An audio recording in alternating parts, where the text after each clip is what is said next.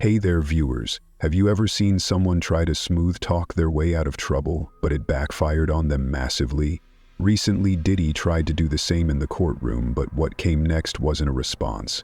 It was a verdict, and it left him shaken. Let's get into it. Chapter 1. The Clerk's Dilemma. I came in earlier than usual that morning, even though no one asked me to. The courthouse always smells like old paper and stale coffee, but something about the air that day made me feel like I needed more time. I kept dropping things. My hand kept shaking. I couldn't explain why, I just felt unsettled. The courtroom was still empty when I slipped in. The ceiling lights were already on, those harsh, flickering fluorescents that hummed low like a broken fridge. It was always cold in there. But that morning it felt colder, like someone had left a window open, except there weren't any. The walls were pale, lifeless gray. My sneakers made this awkward squeak against the polished floor. Even that felt too loud. I went straight to my desk in the front, where the sealed files were stacked in a red folder with "Restricted" stamped on the top in black ink. A yellow sticky note was attached. "Do not review contents. File directly with honor marks." There was no signature. That was strange. We always had initials or a clerk number. I stared at it for a second, then looked around the room. Still empty. I set the folder aside and started checking the docket for the day. 5 hearings before lunch, and then the big one. The name wasn't even listed. Just a coded entry. Defendant. I didn't need to ask, we'd all been told in the morning briefing. Diddy was back. Not for the media circus stuff, but for something else. Something sealed. By 8, a few of the security guys showed up. 2 of the marshals, who usually only come when things are considered high risk. One of them, a tall man with a faded scar down his neck, nodded at me. The other didn't even look in my direction. They didn't talk at first, just took up spots along the back wall and near the side doors. That's when I knew something was off. We don't post security inside the courtroom like that, not unless there's a reason. I went back to organizing my files, keeping an ear open. At some point, the 2 marshals moved closer to the bench, whispering under their breath. I kept my head down, but their voices carried. They weren't being as quiet as they thought. One of them muttered, "He's gonna try it again, I guarantee it." The other replied, "Well, if he opens his mouth about it, it's on record this time. We're not doing cleanup again." I froze. Not just because of the tone, but the way he said "again," like this wasn't the first time something needed cleaning up. I didn't ask. I just focused harder on pretending I was sorting forms. About 20 minutes later, Judge Marks came in through the side door. He looked different. Not in the way people normally age or change over time, just different. Tense. His lips were pressed together so tight they looked bloodless. He didn't greet anyone, didn't even nod at the marshals, just walked to his chair, dropped a thin stack of papers on the bench, and sat. He stared at the sealed red folder I'd placed there, like it was going to jump off the table and attack him. Then, without opening it, he slid it to the corner of his desk like it burned to touch. He adjusted his robe, cleared his throat, said nothing. We sat in silence for a long time. When the courtroom started to fill, first with other clerks, then a few silent observers from the DA's office, then the defense team, everyone acted like it was a normal day, like this was just another hearing. But it wasn't. Then he came in. Diddy. He looked smaller than I remembered from the news photos. Not shorter, just smaller. Less full, somehow. His shoulders were hunched, his face looked drawn out, and there was a tired grayness under his eyes like he hadn't slept in weeks. His hair had streaks of silver I don't remember seeing in the older images. His lips were dry. He looked around the room like he was trying to recognize someone, but couldn't find them. Even like that, he still tried to walk like he had control. His chin was up, his mouth pressed into this practiced smirk. But when the cuffs came off and he sat down beside his attorney, who barely acknowledged him, I saw his leg start to bounce under the table. The judge didn't start the hearing right away.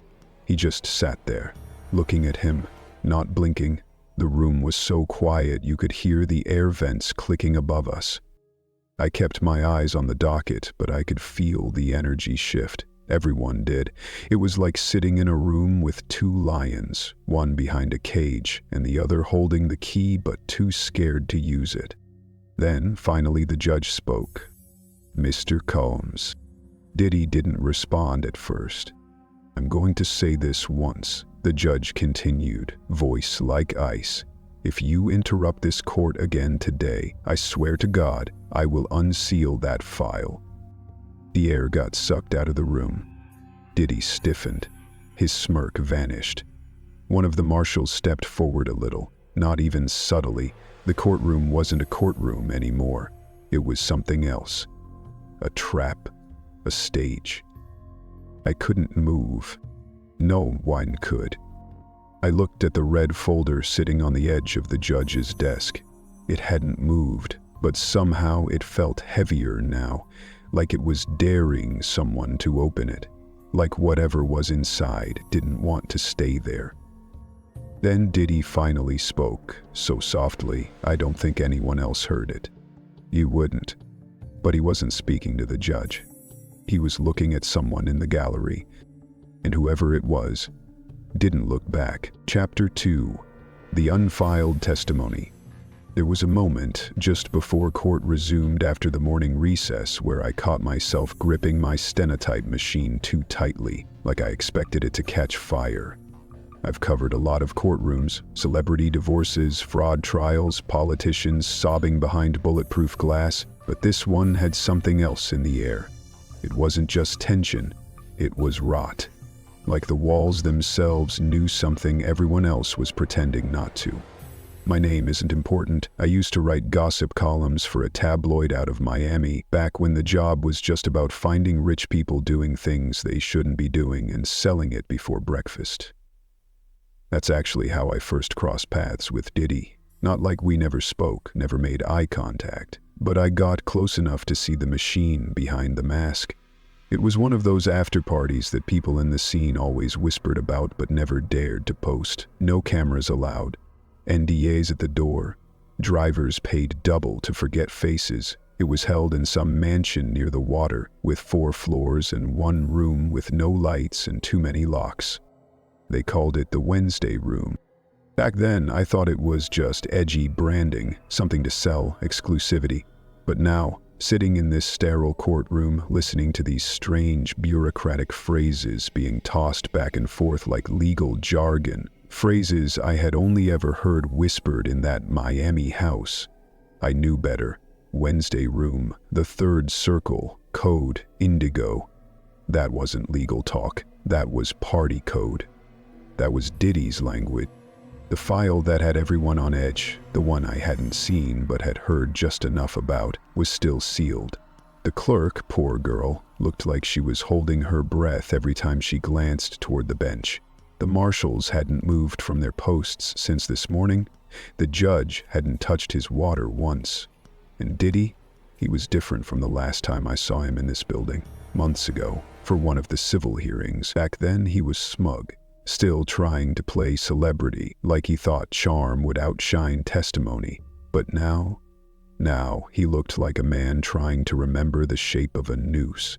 He was thinner, grayer, and though he sat upright, trying to appear composed, he couldn't stop fiddling with the sleeve of his suit jacket, left cuff over and over, tucking and retucking it like something was crawling underneath.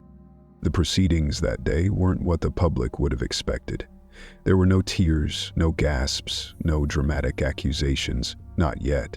Just long, dry arguments between attorneys over jurisdiction and admissibility.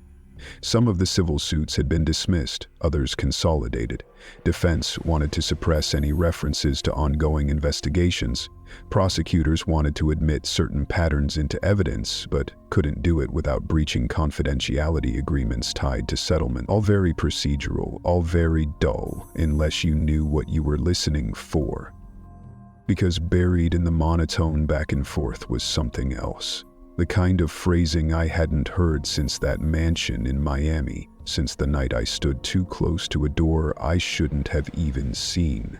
I remember it now, the way it sounded when someone at the party called for cleanup using that same phrase, Indigo Protocol. Back then, I laughed, thought it was coke-fueled nonsense.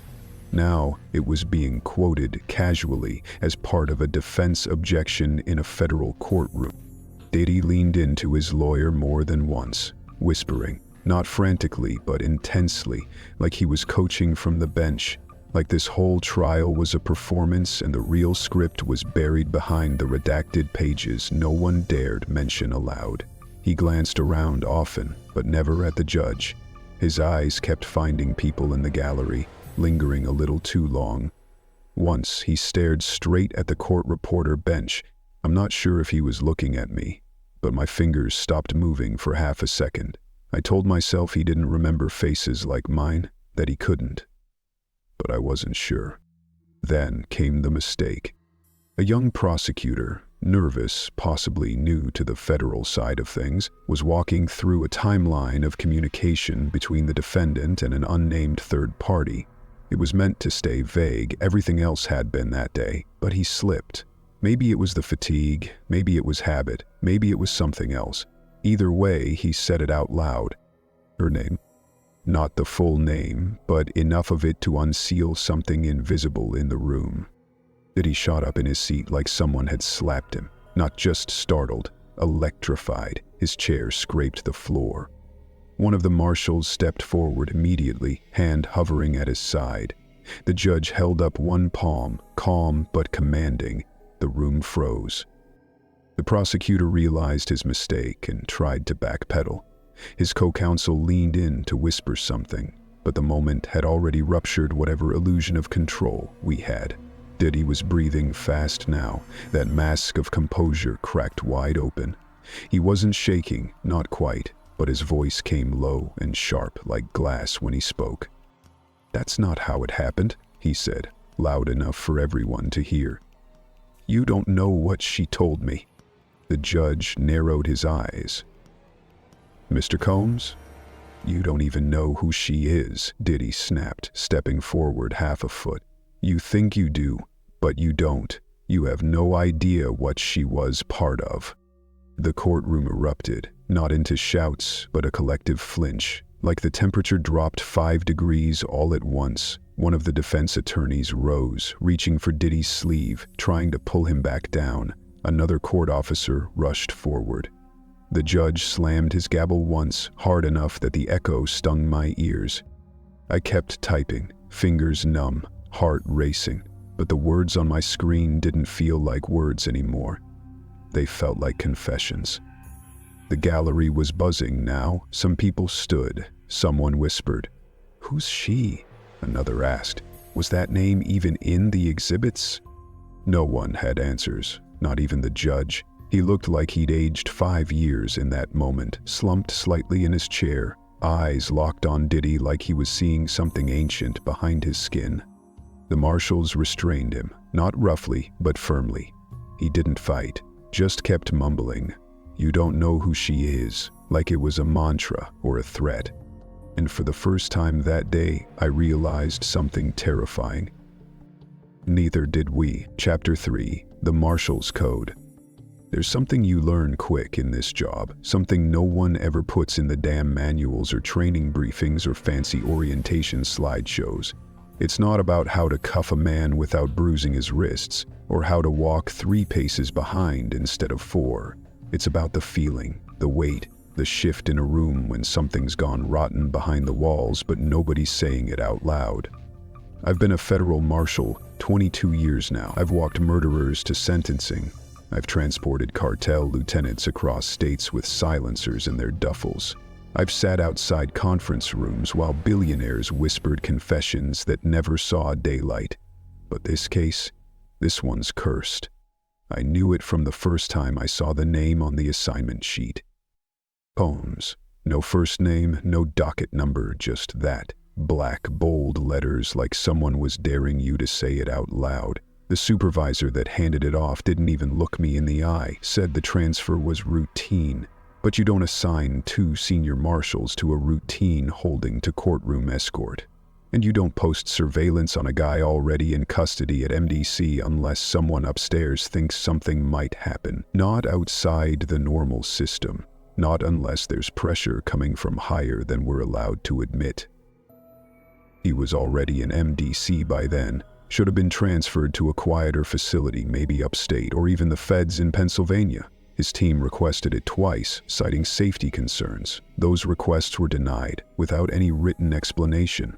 That doesn't happen either. Usually it's logistics or budget or classification issues. But this time, nothing. Just a rubber stamp rejection. I asked around, low-key. One of the internal placement officers told me, off the record, that a certain agency flagged Combs for continued internal observation. They wouldn't say which agency, wouldn't even hint at it, just told me to stop asking. So he stayed in MDC, and from day one he acted like he knew the cameras weren't just watching, like he thought someone was listening through the vents. He paced in his cell like a man measuring walls for secrets. He refused his tray 3 days in a row last week, told the nurse he could smell the difference in the food. I've seen that kind of paranoia before, but it's usually inmates coming off heavy drugs or trauma. This felt different, calculated, specific, like he believed someone really was trying to slip something past him. There was one night, 2 nights before this last hearing, when I was on rotation and walking past his cell. Lights were out, most of the tier was quiet save for the snoring and distant coughs, but he was up, sitting on the edge of his bunk, murmuring, not praying, just listing names, over and over, not famous names, not people you'd recognize from tabloids. It sounded more like initials, code names maybe, or aliases. SS, Larkspur, Indigo 4. He said them with this weird rhythm like he was counting beats. Then he stopped suddenly, looked up at the wall like someone was behind it, and whispered, "He's not scared enough. That's the problem. The judge." I didn't say anything, just kept walking, but I made a note of it, logged the time, the quote. I wasn't the only one who'd heard strange things from his cell, but most officers pretended not to. Some of the younger guys even started switching shifts to avoid his tier altogether. One said he dreamed about him, said he saw Combs smiling at him in the dream, sitting at the edge of his own bunk, whispering, "Do you want to see it too?" The morning of the outburst, everything already felt off. We knew he'd been warned not to speak out in court. We were told explicitly, if he disrupts proceedings again, we're to signal the judge and be ready to remove him. That's not normal. That's not how things work. Defendants speak out all the time. They cry, they scream, they make threats. It's part of the theater. But this wasn't about noise. This was about information. Something he might say. Something someone didn't want heard. The sealed file? It's been reopened twice. Once last month, once again just 3 days ago. Both times by high-clearance individuals from different agencies. Not DOJ, not standard procedure. When a file like that gets pulled and no one leaves a digital footprint in the tracking system, that's when you know something serious is buried inside. And the judge, Marks, he's been off balance ever since. You can tell. He used to run the courtroom like a military captain. Now he fidgets with his robe, takes extra time between motions, checks the back of the room too often. He's afraid. He just doesn't want anyone to see it. After the outburst, after Combs yelled that thing about "you don't know who she is," we were ordered to remove him back to holding. He didn't resist. Didn't even look at the gallery. His head was low, mouth tight, but as soon as we turned the corner toward the holding hallway, he broke. "I told them I'd keep it quiet," he said. Not loud, just broken. They lied to me. I didn't answer. Really lied to me, he said again, louder. Then he stopped walking, just stopped. I turned, ready to restrain if I had to, but he wasn't moving to run or fight. He just stared at the concrete floor. They said if I followed the protocol, they'd keep my name out of it. They said... He broke off, swallowed, then whispered, "She wasn't supposed to come back." The other marshal tried to push him forward, but I signaled to wait. Let him talk, not for his sake, for ours. I needed to know what we were really guarding. "You can feel it, can't you?" he asked me, voice so quiet I barely caught it. "You think this is just another transport, another celebrity meltdown? It's not. It's all going to come out, and none of you are ready for what's under it." He walked the rest of the way in silence. Later that afternoon, after shift, I went down to the evidence intake room. There was a sealed folder waiting, another chain of custody anomaly, no source listed, no destination, just a printed card clipped to the front with red ink. It had my name on it. I opened it. Inside was a single printed memo, folded once. It read, "If he brings up what happened in the tunnels, you stop the hearing immediately." No signature, no agency header, nothing else. Just that. I read it 5 times, looked around the empty room like someone might be watching me through the vents. Then I folded it back up and sealed the folder again. I've worked long enough to know when the rules are changing. In this case, it's not about justice. It's not even about truth. It's about something buried so deep that even the people guarding it don't know what they're protecting anymore. But Combs does, and I think he's done being quiet. Chapter 4. The Courtroom Shift. I wasn't supposed to be listening. That's what makes it worse. If I'd just been a little more disciplined, stuck to the schedule, followed the protocol, kept my eyes on my screen and my mouth shut like they drill into us from day one, maybe I wouldn't be stuck thinking about that sentence on a loop. We didn't come this far to have him out us all. It wasn't even meant for me. It wasn't meant for anyone outside that glass-walled conference room. But the moment it hit my ear through the earpiece feed, I felt everything around me tilt. My name doesn't matter. I'm just the assistant. Technically, my title is Case Analyst, Level 2. Fancy way of saying I chase ghosts through legal records and make sense of court histories for Judge Marks. Pull background, summarize old suits, highlight inconsistencies, that sort of thing. I started doing it 5 years ago, mostly for organized crime trials, things with complex webs and timelines that needed untangling. It's what I'm good at. Quiet, detailed work. I'm the kind of person who notices if the page numbers in a sealed exhibit are off by 2 digits. That kind of obsession is a blessing and a curse in this courthouse. Lately, more curse than anything. When Combs' case came down, I was instructed to compile every prior civil complaint tied to him, especially the ones dismissed before discovery. I expected them to be clean settlements, no detail, maybe a few procedural hiccups, nothing more. But that wasn't what I found. Not even close. The files came in slow, staggered, redacted, fragmented. And only because Judge Marks personally requested them from the sealed archive vault, not digital, physical paper, some of it old enough to have been scanned from fax machines. I spent 2 days combing through the first batch, and what I found didn't sit right. Names that vanished mid-suit, victims whose stories never matched the case summaries. Several entries had blank final disposition fields, which shouldn't be possible in federal logs.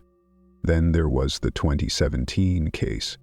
On paper, it was dismissed due to insufficient corroborating material. No press, no pushback, not even a ripple. But the deeper I dug, the stranger it became.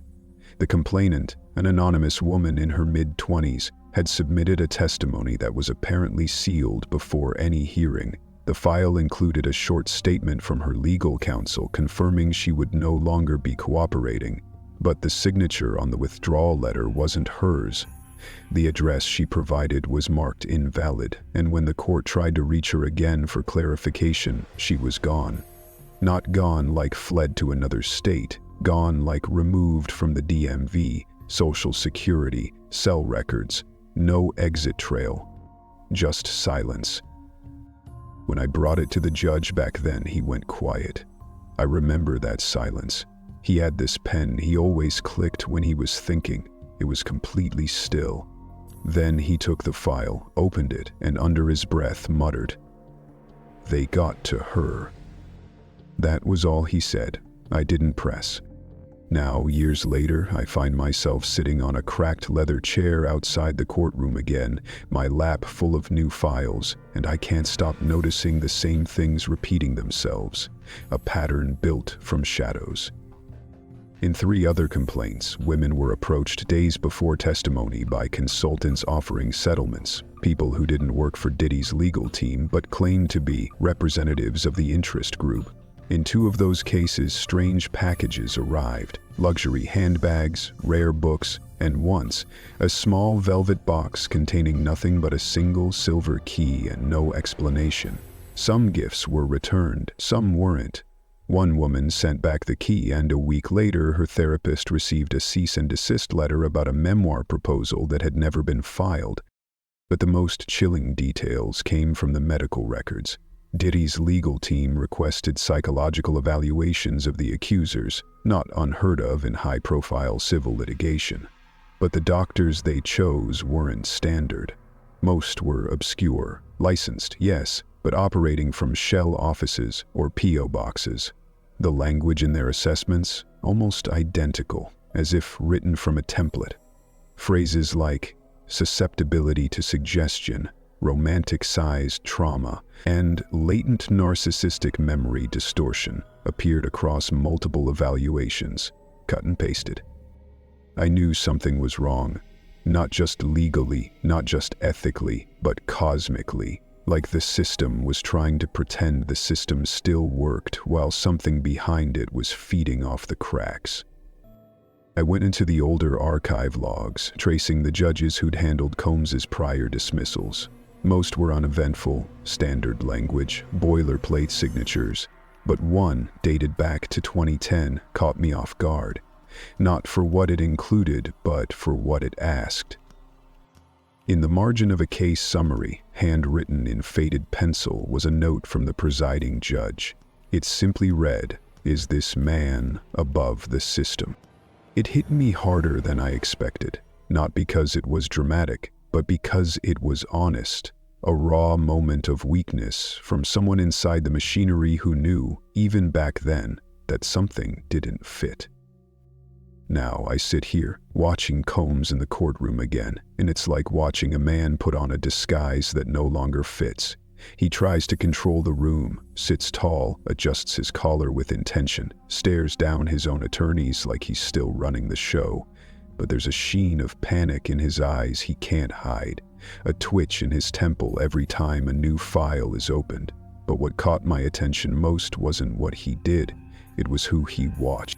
He kept looking at the back corner of the gallery, not constantly, not obviously, but enough for me to notice.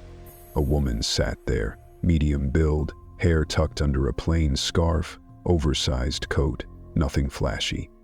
She didn't belong to the legal teams, didn't take notes, didn't check her phone. She just sat there, hands folded in her lap, eyes fixed on the bench. Every time Diddy looked at her, he blinked slower, as if hoping she'd disappear and realizing she wouldn't. Then, without warning, Judge Marks called for a recess. He stood so fast even the court reporter dropped her pen.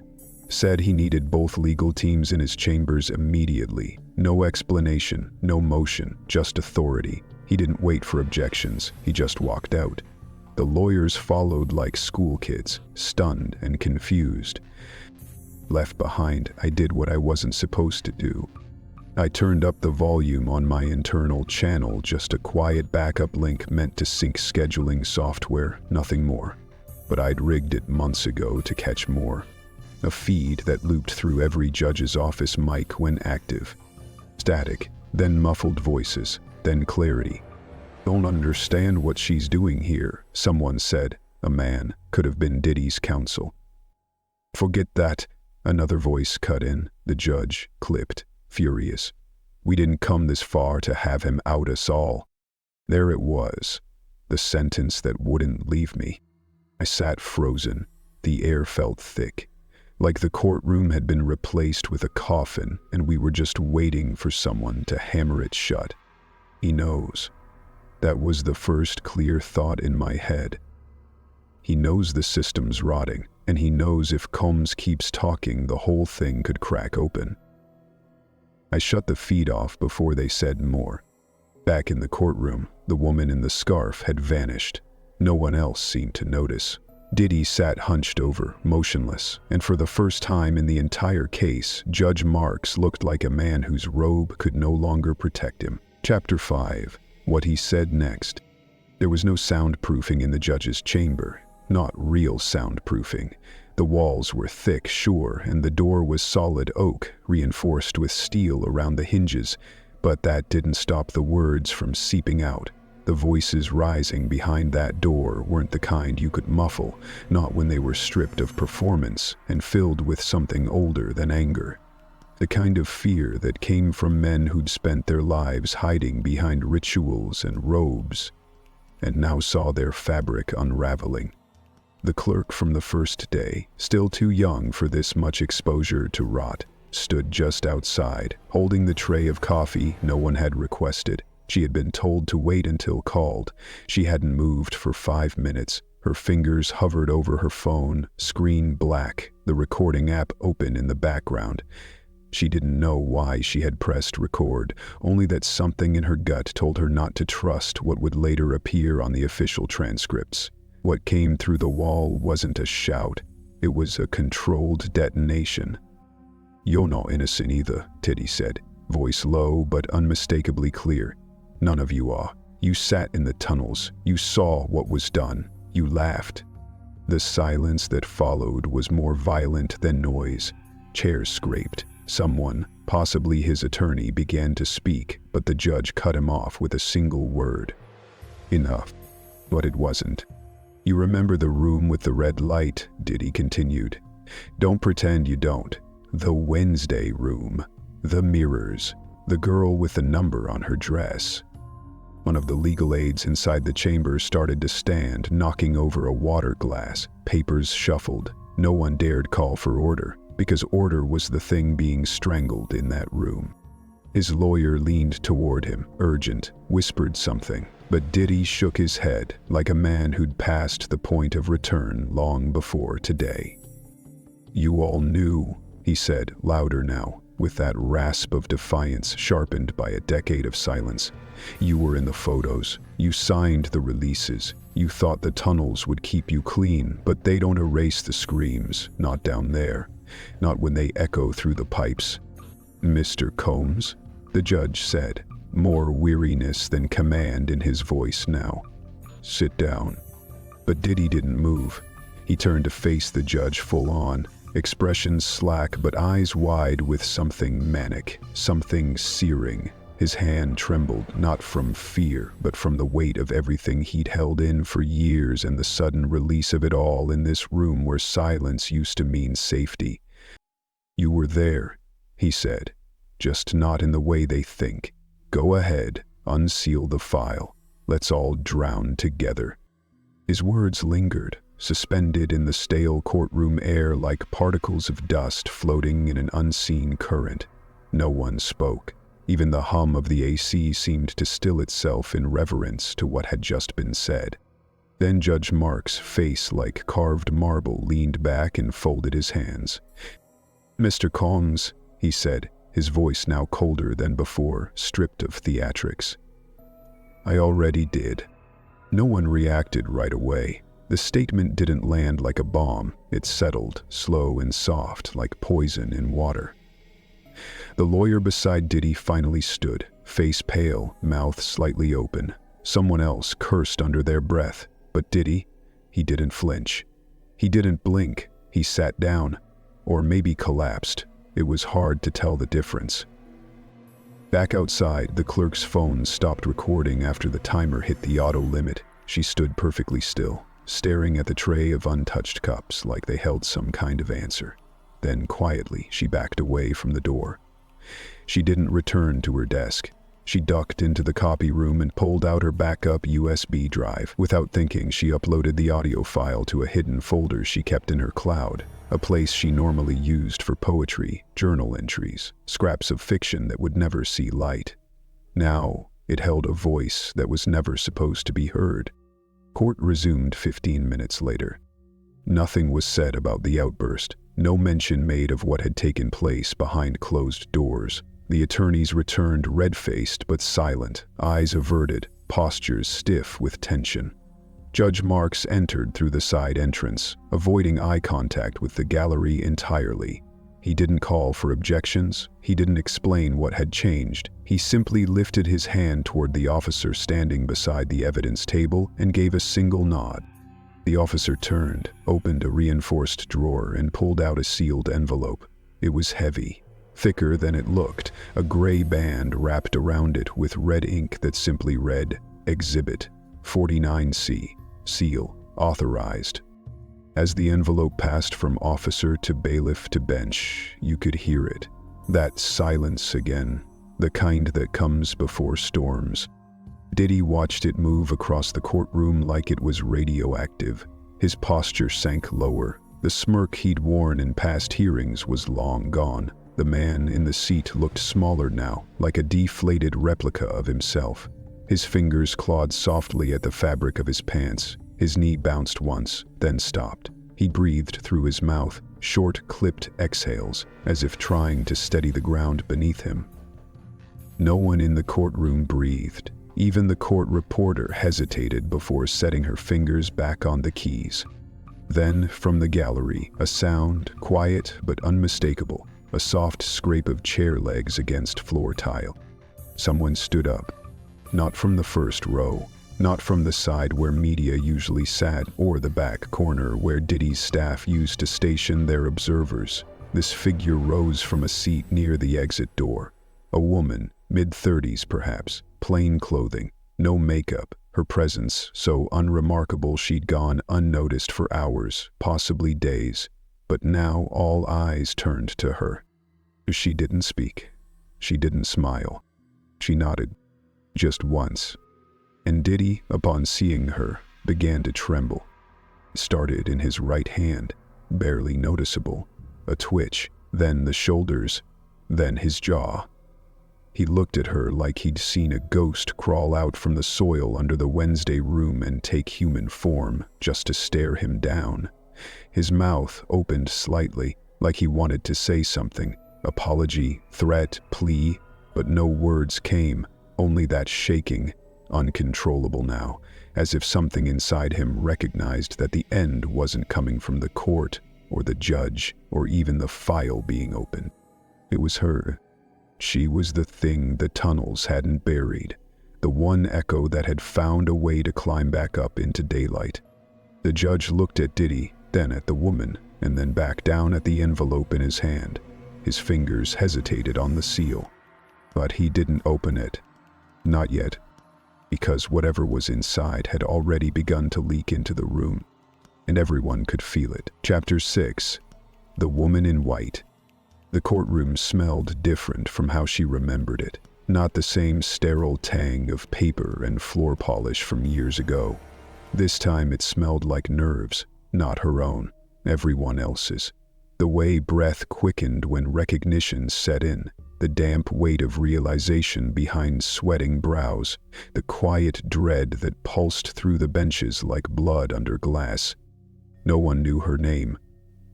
Not anymore, but they recognized what she was.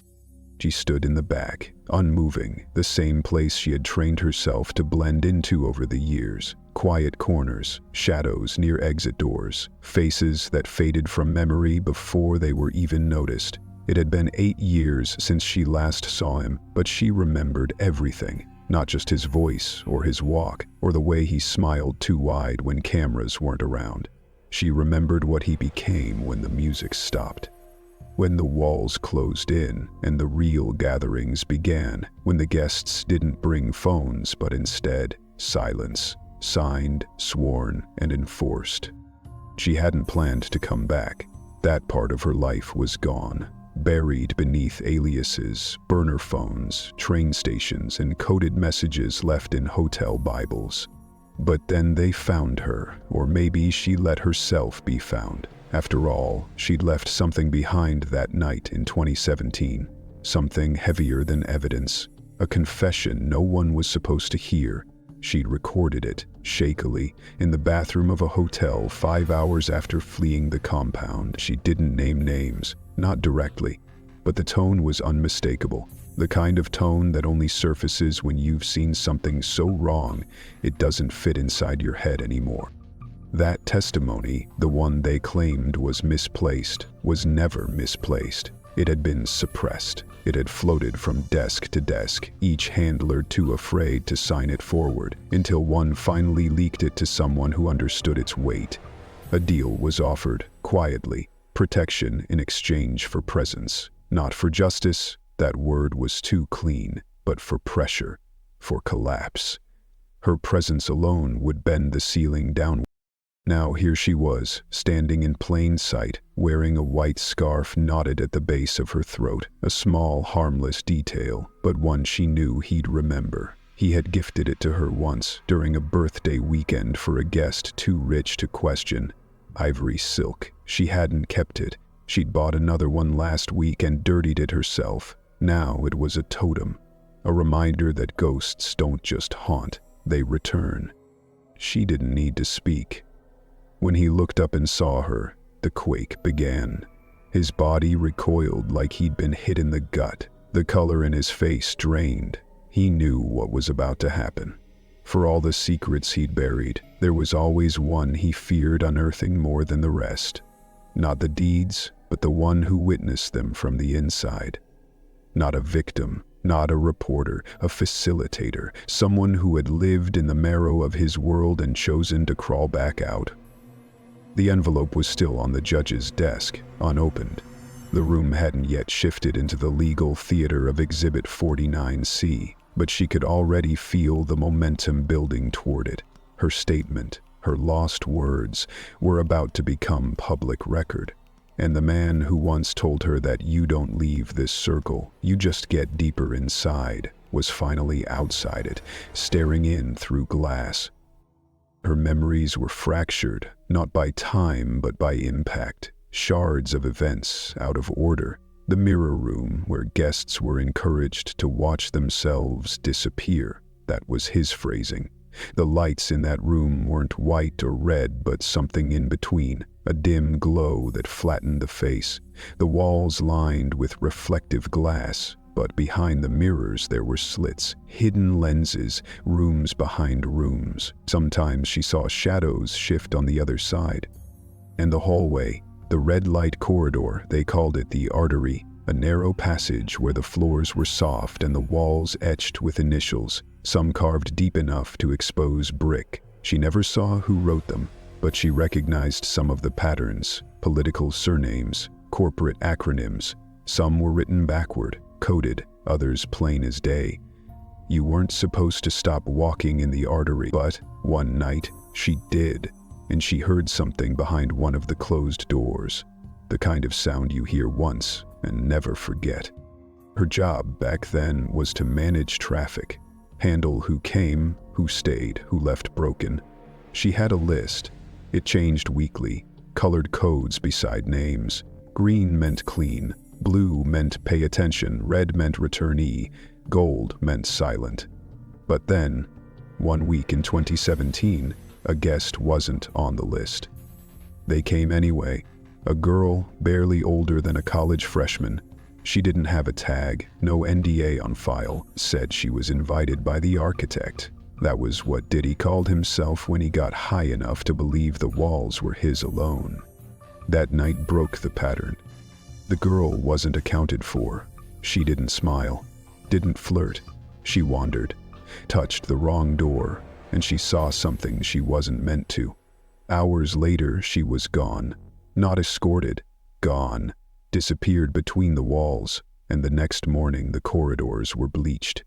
Her name was erased from the guest entry log in a way that suggested it had never existed. The list was revised, a new tag appeared, shadow code. Only one person had authority to assign that, and he looked her in the eyes when he did it. After that night, the fixer packed a small bag and walked away. Quiet, clean, no threats, just vanished. She cut the ties herself, burned phones, used cash, disappeared into motels and midnight trains, each step away feeling like a breath stolen from a drowning man. But the guilt followed, and eventually the truth clawed its way to the surface. Now, she sat down silently at the back of the courtroom, watching her past unspool in front of her. Judge Marks lifted the envelope with stiff hands. His fingers curled along the edges like he didn't trust what might spill from it. He didn't open it right away. He stared at it first, maybe seeing not the paper, but the implications folded inside. The rot blooming outward from every sealed truth kept in silence too long. And then he cracked the seal. No one spoke. No one even shifted in their seats. Diddy's chest rose and fell with uneven rhythm. His hand had crept up to his mouth, thumb pressed hard against his lip, as though he were physically holding something back. As the judge began to read from the first page, his voice slow, flat, deliberate, she felt her stomach turn not with fear, but with release. This was her voice, the shaky cadence, the pauses, the exact phrasing she remembered whispering into a cheap hotel voice recorder after 2 glasses of vodka and the worst night of her life. Her statement was alive again. It moved through the room like an old ghost welcomed back into the house. People in the gallery leaned forward slightly, unsure what they were hearing. Names weren't spoken, not yet, but descriptions were. Environments, terms of art that made no sense to outsiders but hit the insiders like thunderclaps. The room with no corners. The man who watched but never touched. The dress code that changed based on theme words assigned in emails that vanished after 10 minutes. And then came the part about the tunnels. The audience didn't flinch. They didn't have the context. But he did. Diddy pushed himself up suddenly, hands gripping the table. "She's lying," he hissed, voice sharp and wet. The judge looked up, eyebrows raised in warning. "She's lying," he said again, louder now, voice rising with desperation and venom. "She was the one who handled the baby oil nights." Gasps scattered through the gallery like gunshots in a library. The woman in white didn't react. Not at first. Then, slowly, she stood. Her face gave nothing away. Not shock, not sadness, not pride. Just stillness.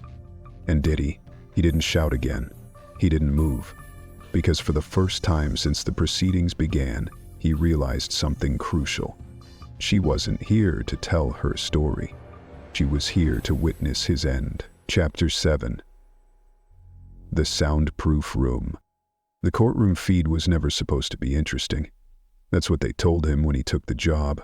Long stretches of silence, chairs creaking, bored attorneys muttering case numbers, the occasional sneeze. Hours of nothing, broken by the rare interruption of a hot mic or a coughing fit. It wasn't glamorous, and it certainly wasn't fulfilling, but it paid well, and more importantly, it offered something he craved. Isolation. No clients, no small talk, just headphones and time. His official title was Forensic Audio Oversight Technician, part of a small unit responsible for cleaning and archiving raw courtroom footage for internal use. Not the stuff the public ever saw. These were the protected reels, the complete audio logs pulled from backup channels, side feeds, and even dormant surveillance taps embedded in select courtrooms across the state. Most days, he simply scrubbed the noise, filtered the ambient hiss, labeled timestamps, but today wasn't most days. Today, he noticed a gap. It was during the hearing for Defendant C.M. That's how it appeared in the log. The code was familiar by now. Everyone on the internal chain knew who it referred to. Comms. Or, as the higher-ups whispered, Priority Defendant Black. He was reviewing the backup feed from Courtroom 4B, cross-referencing it against the primary channel as part of a routine audit, when he spotted the first discrepancy. At exactly 11:42 a.m., the main feed dipped into total silence. Not unusual. Court breaks happen. Sidebar conversations are muted. But the mic activity monitor showed no change. The equipment was still active, still picking up signal, but there was nothing. A dead zone, 3 minutes and 12 seconds of nothingness. He paused the footage, rewound, double-checked the connection logs. The courtroom mic hadn't been switched off. It hadn't failed either. The input levels were normal. Something was coming through. It just wasn't sound. It was silence. Intentional, structured, suspiciously perfect silence. Curious, he ran the raw waveform through a forensic audio filter and noticed a strange modulation embedded within. A near-infrared pulse riding just below the audible range. That shouldn't have been there. The mics weren't even calibrated to pick up on those frequencies.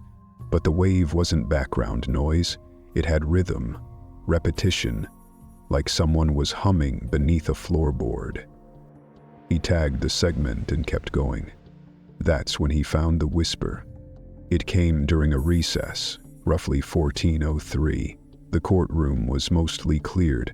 The judge had stepped out. The attorneys were off to the side, reviewing something in hushed tones. Most of the room was silent, except for one mic, still hot.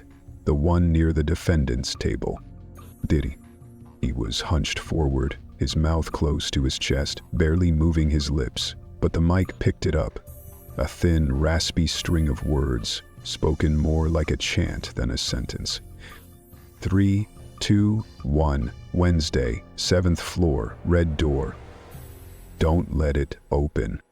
The technician leaned back in his chair, heart picking up pace. He rewound and played it again, slower, then reversed it, just out of curiosity.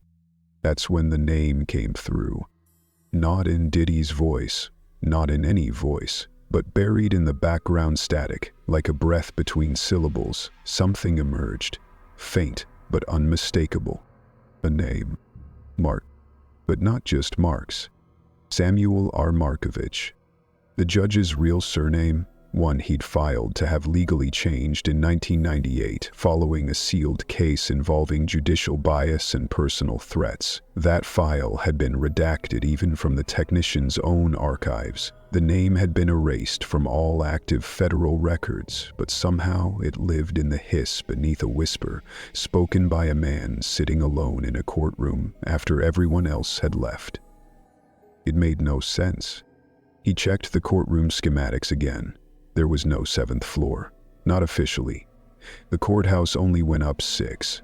The red door? No listing. No hallway by that name, nothing even remotely matching the pattern. And yet, the phrase "red door protocol" popped up once in a flagged incident report from 2017, buried in a separate building's security breach summary. That report had been locked behind triple encrypted access and marked "internal review."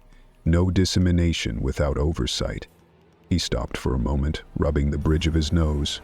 His stomach was tight. A heaviness sat in the air of his small booth, like something had leaked into the vents. He thought about the phrase again. Don't let it open. Was it metaphor, a memory, a code? He didn't know.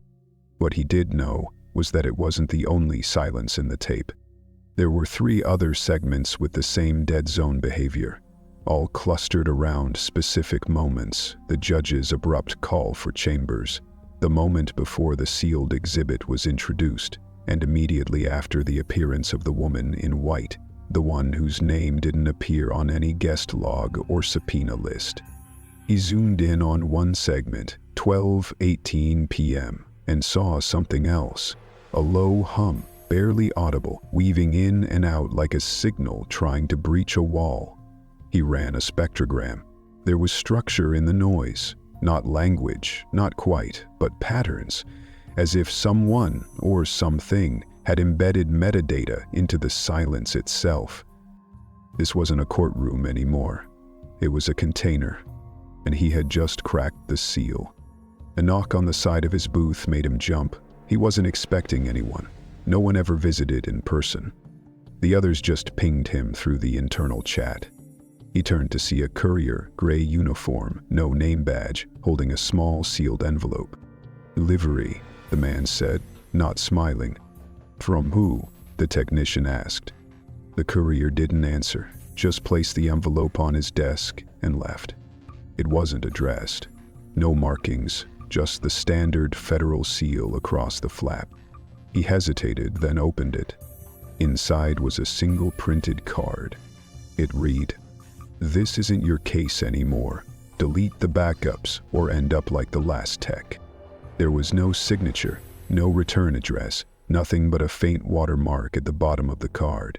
He held it to the light and saw 3 barely visible words printed across the grain. Courtroom, red door. He looked up, eyes scanning the walls of the booth as if expecting someone to be watching from the shadows. Then, without another word, he pulled his backup drive, locked the original files into a hidden partition, and wrote a simple line of code to reroute the feed to an external mirror server he kept offline. He didn't delete anything. Not yet, because the silence on those tapes was no longer just absence. It was evidence. Chapter 8. The Shaking. He returned to MDC Brooklyn without a sound. No outburst, no protests, no exhausted posturing. He didn't ask for his lawyer, didn't demand a phone call, didn't so much as glance at the press waiting outside the Van Bay gates. When the reinforced doors slammed behind him and the interior locks hissed shut, he stood motionless in the transfer cage, his face blank but not empty. Something had gone hollow behind his eyes, not absent, not dead, just collapsed inward like the bones of a house caved in on itself. The marshals didn't say much. They exchanged clipped glances, like men quietly acknowledging the end of a storm that hadn't finished destroying everything. The paperwork was already waiting at the desk. No special requests approved, no transfer approvals, no protective custody. Whatever had shifted in the courthouse didn't follow him here. Or maybe it did, just in a different shape. He didn't speak for the first 36 hours. Not a word. The guards tried once or twice, routine things, cell check prompts, tray delivery confirmations, but his mouth remained closed, jaw tight, lips dry. He didn't sleep either, at least not in the way most inmates did. He lay down occasionally, but his eyes never shut for long, just blinked, stared, blinked again, always toward the far corner of the ceiling, near the air vent, the one that hummed louder than the others. They started sending 2 food trays after day 2, the first untouched, the second sampled by an internal medical staffer before being cleared for consumption. It was the only way he'd eat. He'd wait until both were placed in the slot, wait until the cameras confirmed which one had been handled, then take a single bite from the approved tray. Just one. Then he'd sit, still and watchful, as though waiting for a reaction. As though the threat wasn't death, but revelation. On the 4th night, he began scratching. The sound was faint at first, nails dragging along cinder block, a rhythm that grew stronger over the hours, like a man digging with broken fingers. Guards assumed it was stress. Inmates act out all the time, tap, pace, mutter to themselves. But this was different. The marks weren't aimless. They formed shapes, loops, symbols. Some of them were mirrored versions of letters, others just spirals. The most frequent pattern was a backward D, scrawled again and again until the gray paint began to chip and his fingers bled. By the end of the week, the wall opposite his bunk was covered in smeared symbols, mirror names, reflected words. Combs, B. Mobosk, W.T. He didn't request medical. He didn't flinch when his knuckles split open. He just kept writing. At night, guards said they heard him whispering. Not muttering, whispering, like he was speaking to someone specific. They swore they heard him say things like, "It's still down there," and "He's wearing the other face now." One rookie claimed to have heard him say, "She opened the red door. She wasn't supposed to open the red door." Most of them stopped filing formal incident reports after a while. What would be the point? Who would read them? Who would believe it? But then came the scratching beneath the floor. That was harder to ignore. Guards heard it during rounds. Inmates on the same tier started complaining, soft scraping under the concrete. No plumbing lines in that area. No rodents. It didn't match anything maintenance could explain, but it happened every night between 3 and 3:21 a.m. without fail. Some swore it wasn't even coming from beneath the floor. Some said it was the vents. That Diddy had started pressing his ear to the grate and speaking into it like a confessional. "Are you still watching? Did she show them the photo? Was he in the room or just the mirror?" The questions never got louder, never screamed, just spoken, whispered, and always answered with silence. Back in the courtroom, things weren't finished either. A redacted portion of Exhibit 49C was finally brought before the judge for discretionary review. It had been held back on the basis of graphic implication and unconfirmed origin, but now it was deemed admissible, at least partially. It was a photo, blurry, grayscale, low resolution, a hallway with one red bulb overhead, the edges warped from motion blur, a figure partially visible through what looked like a reflection. Could have been a mirror, could have been a camera shield. The details didn't matter as much as the timestamp. The date and time read March 17, 2017, 2:19 a.m., one day before a previously dismissed victim was reported missing. A victim whose case had been sealed, closed, and expunged without public explanation.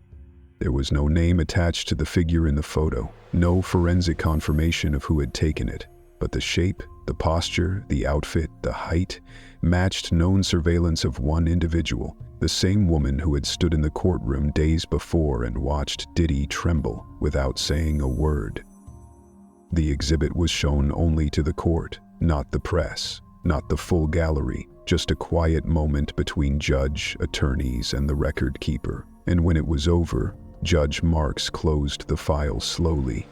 He didn't comment, didn't ask for further examination. He just sat there for a long moment, the room waiting for him to speak, as if the ritual demanded some final gesture of interpretation. And then, quietly, almost to himself, he said, "This isn't about guilt.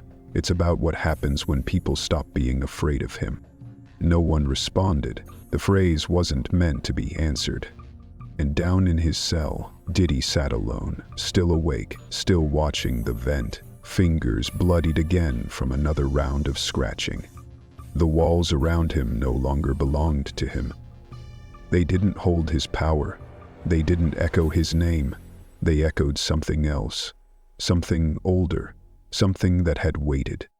He curled his knees up to his chest, whispered something into the folds of his blanket, and then leaned forward until his lips touched the wall. "They all saw," he said, voice barely audible.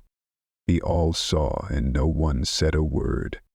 And for the first time, he didn't sound angry. He sounded afraid.